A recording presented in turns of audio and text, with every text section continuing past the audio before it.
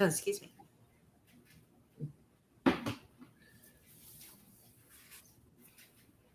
There we go. Now we can go live.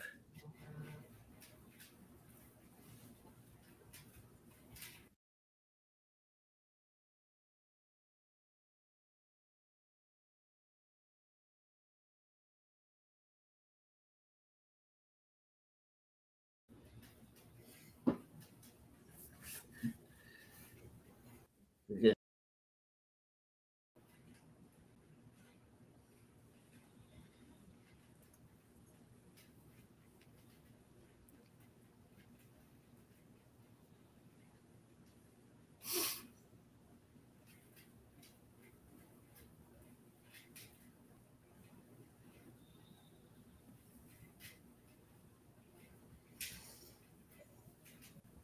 Oh, excuse me.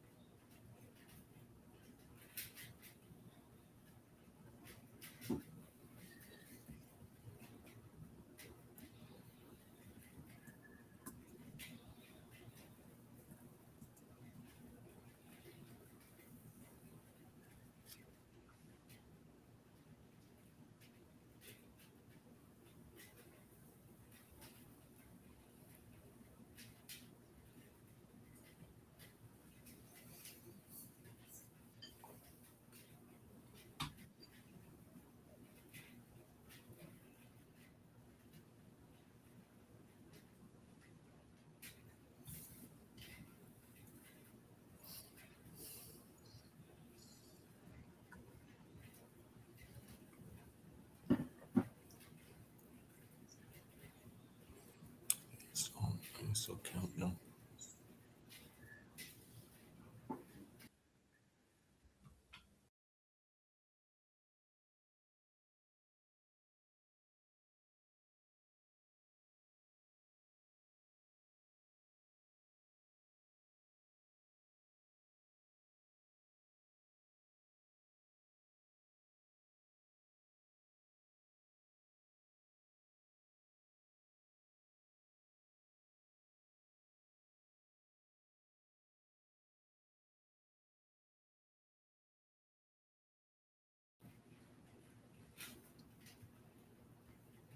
Me.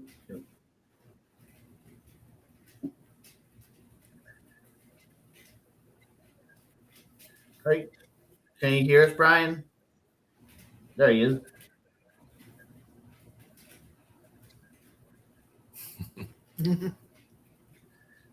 Can't. Oh, you see. All right. He's there.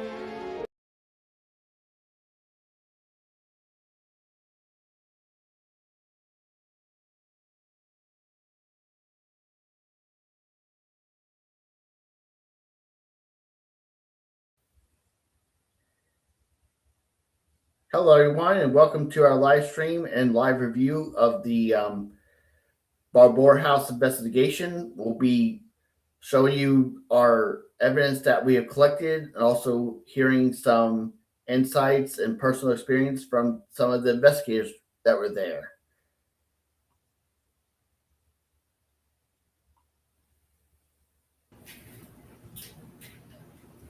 Hey, everyone.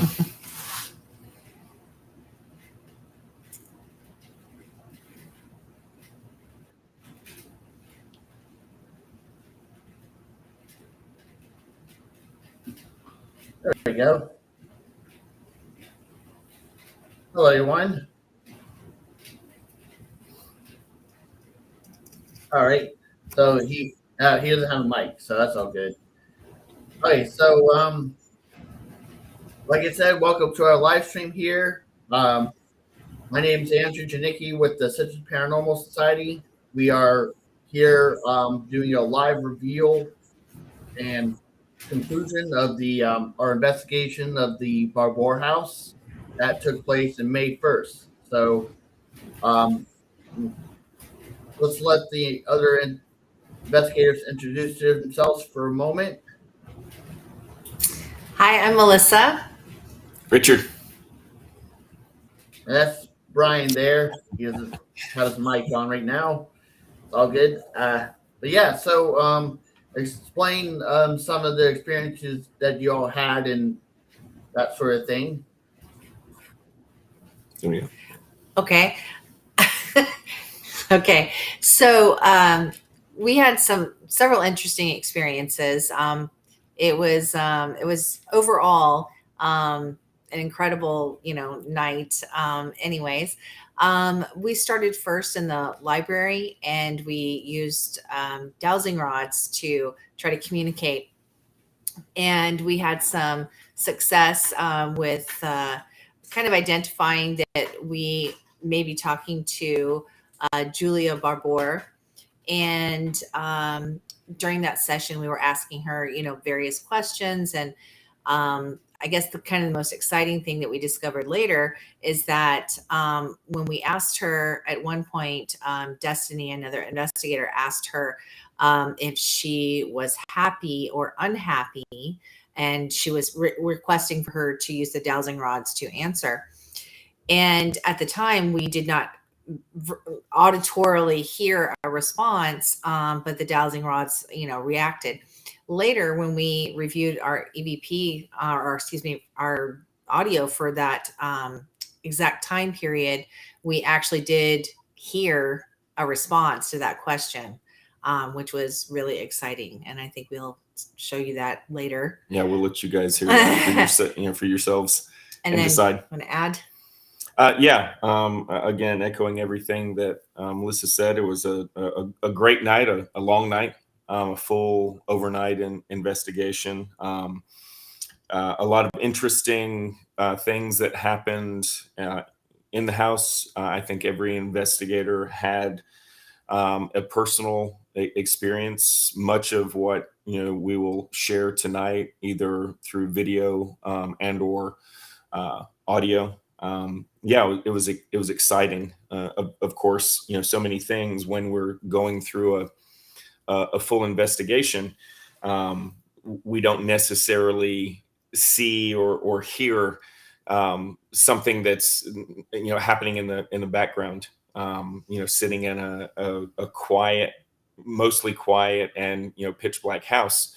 But then in those hours after the fact, when we're going through and painstakingly reviewing audio and video, that's when it gets really exciting, when we do capture things that we neither saw nor heard at the time as investigators and paranormal enthusiasts. It's, of course, that's super exciting to capture that sort of evidence, and of course we spend a lot of time looking at that evidence and deciding if it's authentic or if there's any other possible explanation for it. So our first thought isn't to necessarily jump to something paranormal. So it's a long It's a long process, but the night itself was fantastic, both in-person experiences, whether it be knocks or experiments with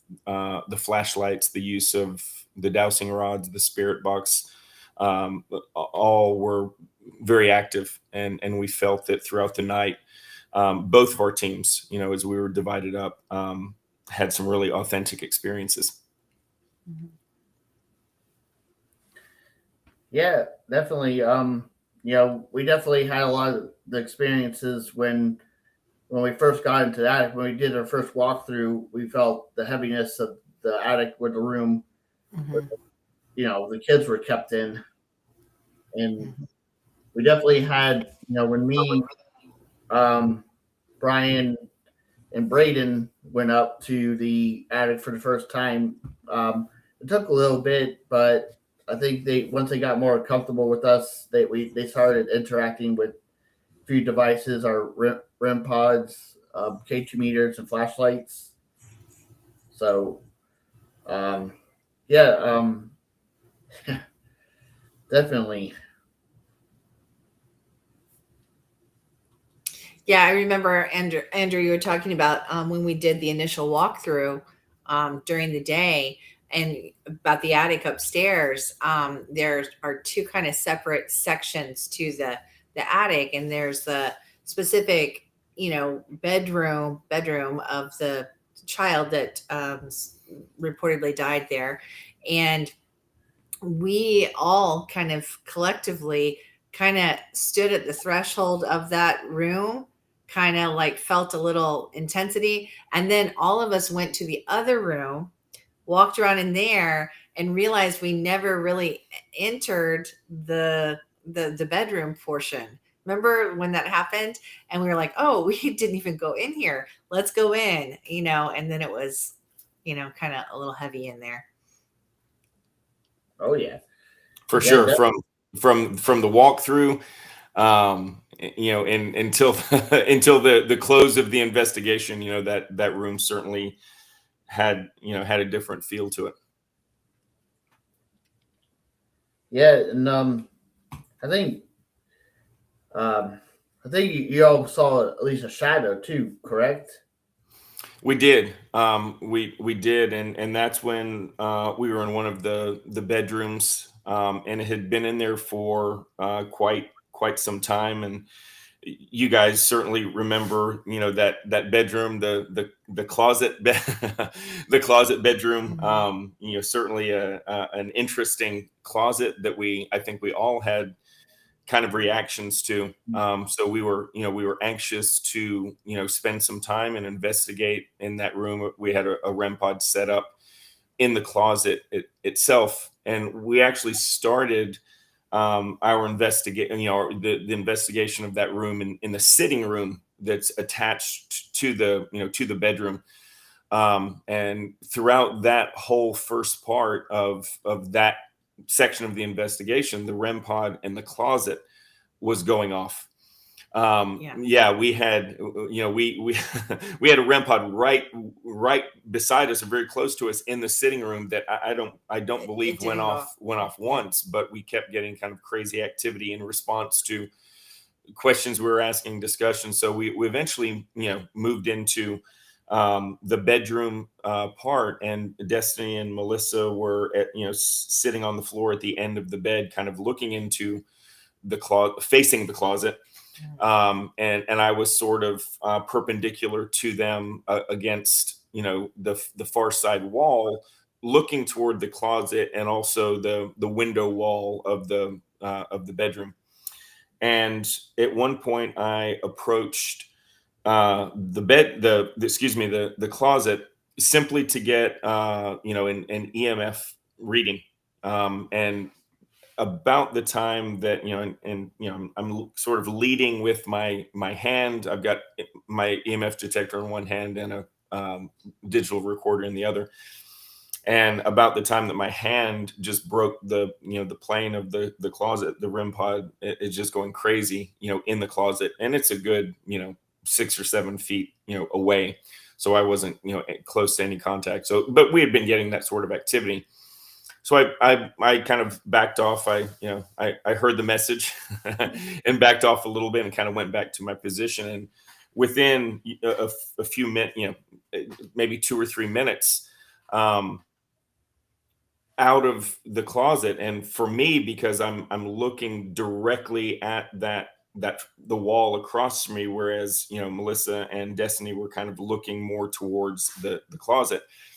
I see just a black mass, a black figure, and there was certainly enough ambient light in the room, and I kind of watched it go from the closet the entire length of that window, the wall with the windows in the bedroom. You can hear it on the audio, my reaction, asking, questioning them if they also saw it. And of course, after reviewing the video, the angle of our camera, which we're focusing on the closet, and really just a small portion of that, of that wall, we didn't appear to catch anything. But for me, it was absolutely definite and had mass, and not just a fleeting that I watched it go the length of, and it's a large, you guys know that was a really large bedroom to kind of travel the length of that wall. I wish I would have had an SLS in my hand recording that, but alas, no. But it was definitely a personal experience that I can confirm.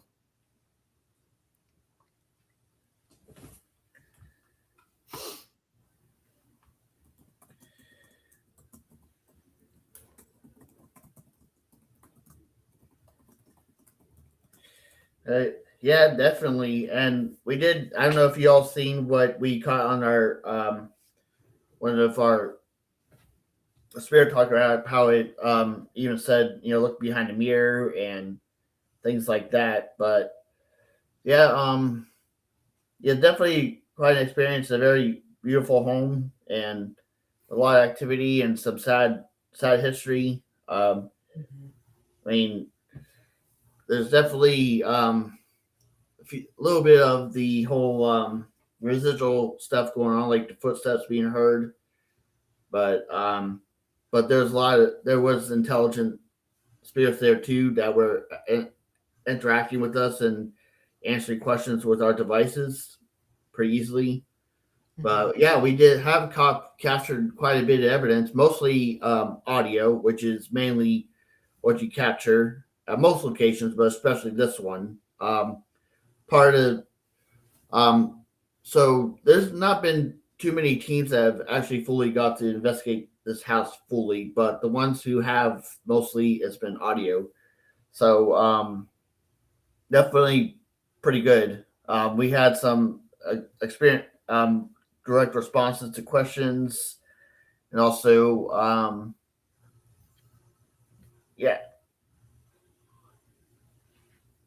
But the one thing too, though, is that there was a lot of dust, so we had to get rid of any orbs. So it's a pretty dusty place, but otherwise we caught some good stuff. So yeah, the two other investigators that were with us, Braden and Destiny, are not with us, but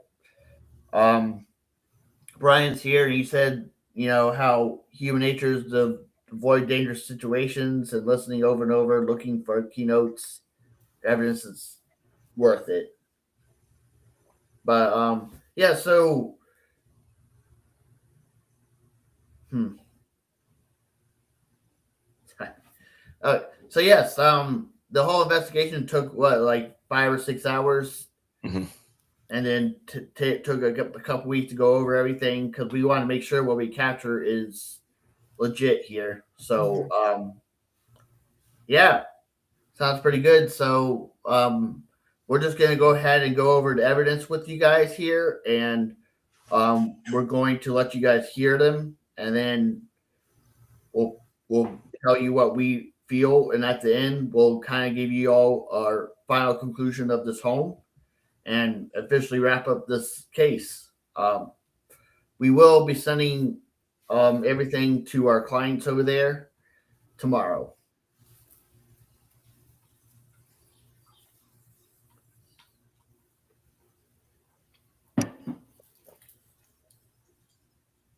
All right.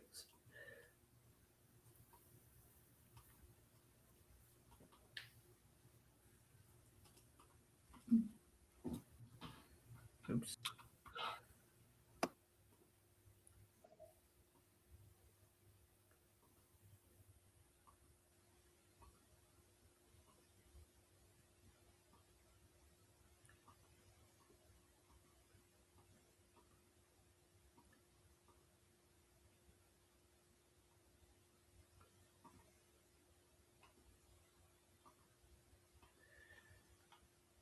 All right. Can you all see this?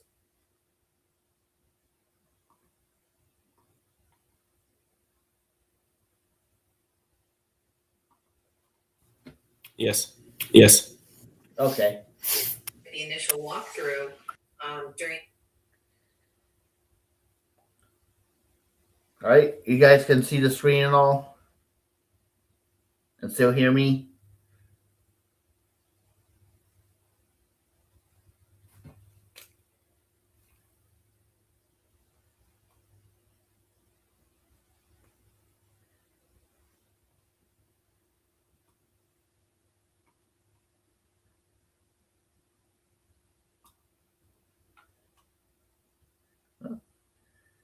That's good. I'm sorry. I'm just making sure you guys can hear me. Muted themselves. Okay, cool. Oh, you guys muted. Okay, cool. Okay, so yes, sounds good. Just pulling up the files here of the evidence that we have captured. So we're gonna be going one by one here, starting with the first one.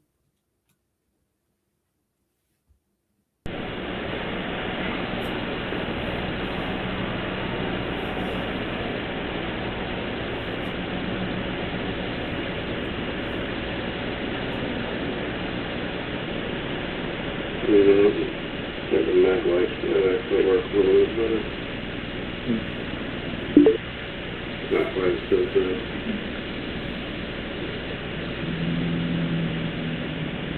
Please don't be afraid of us. We don't mean any harm.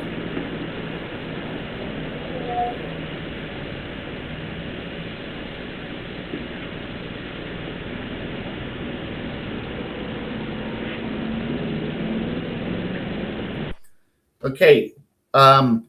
Let me just explain the contents in this video is that we are upstairs in the attic, and sorry about the video quality in here. We did approve this, but you can hear me and another investigator, Brian, there talking, and you do hear what sounds like a voice come across after we speak. I'm going to play it for you again.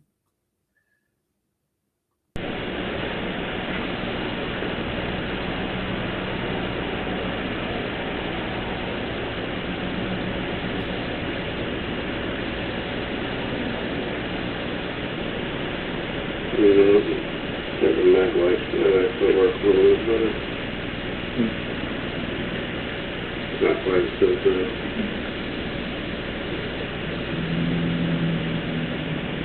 Please don't be afraid of us. We don't mean any harm.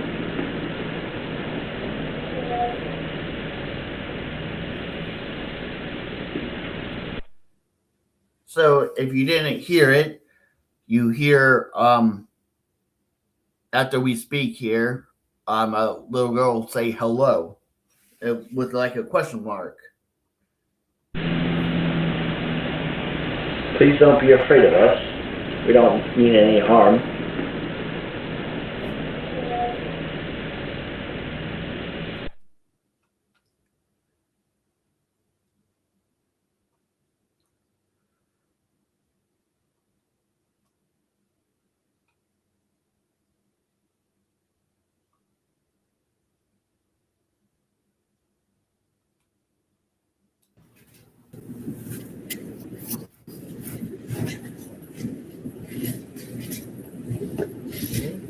Our next one here.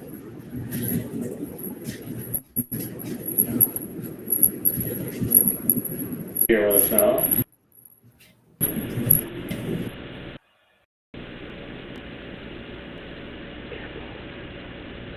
There you are. Are you enjoying the time that we've been here together?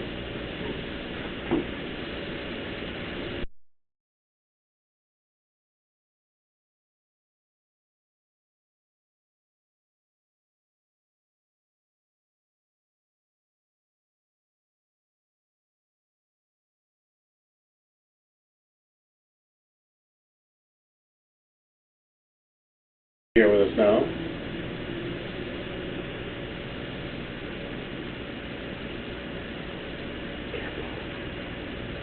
There you are. Are you enjoying the time that we've been here together?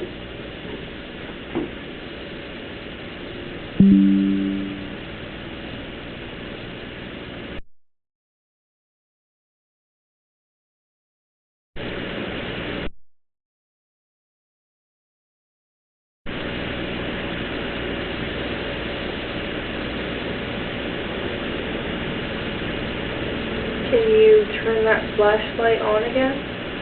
Just so I know it's you?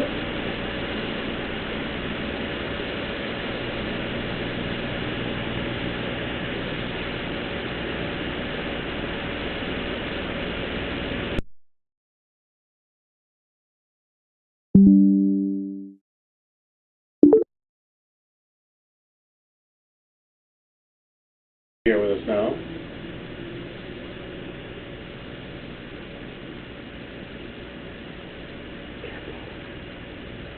There you are. Are you enjoying the time that we've been here together?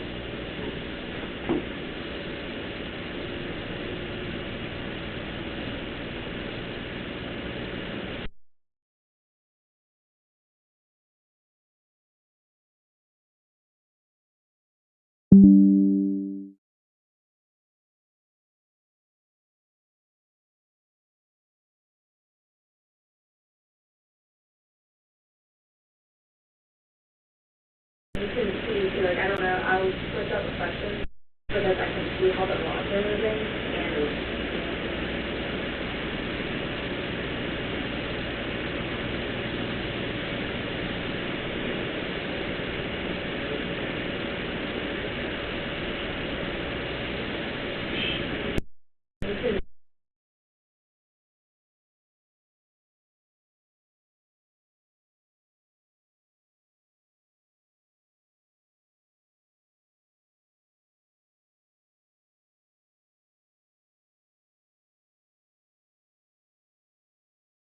see, like, I don't know, I'll switch up the questions so that I can see how the rods are moving and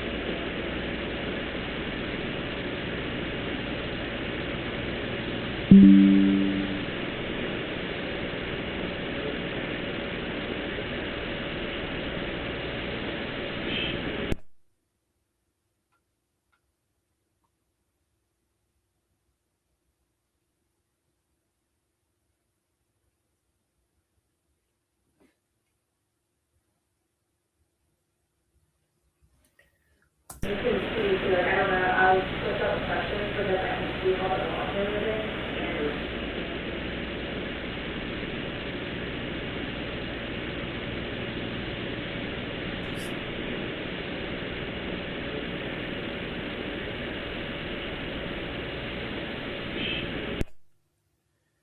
So what you hear in this one is what sounds like somebody shushing us. It's towards the end here.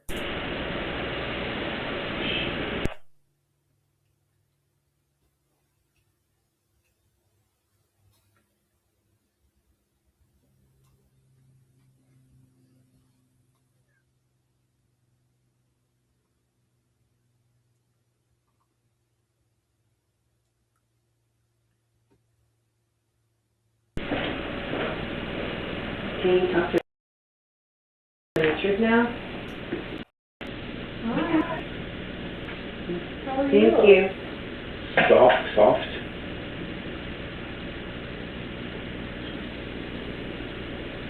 I hear you. What do you want to tell us?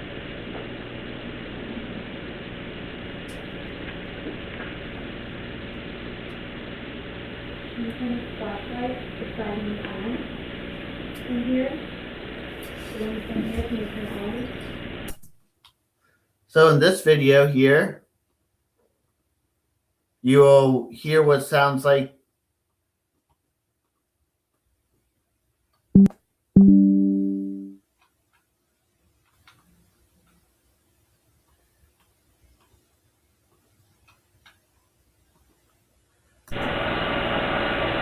Thank you. No. So in this video, you'll see a flashlight on the dresser here, right on this area. It does seem to go on and off on command by Melissa. And over there on the headphones is Richard. Do you want to tell us? Can you talk to Richard now? Hi. How are Thank you. Soft.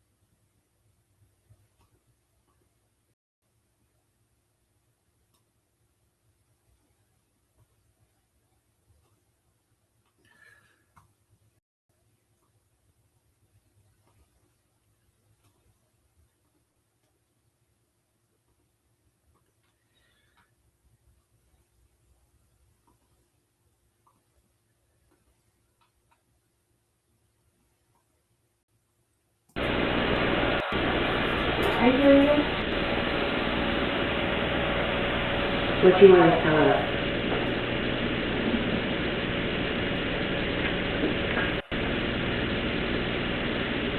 Can you turn the flashlight beside me on in here? The one that's in here, can you turn it on? Thank you. No. Can you talk to Richard now?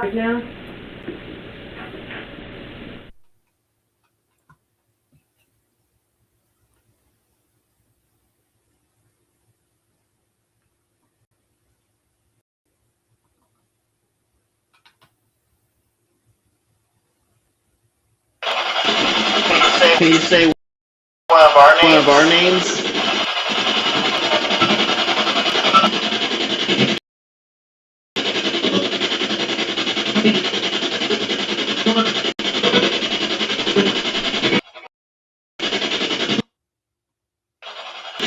Can you say one of our names?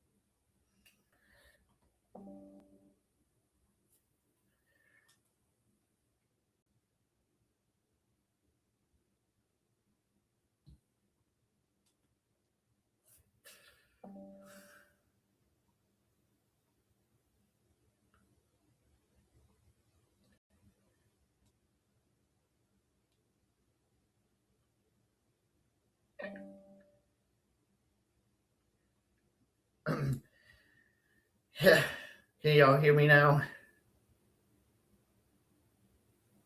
Okay, I went to the final conclusion thing here.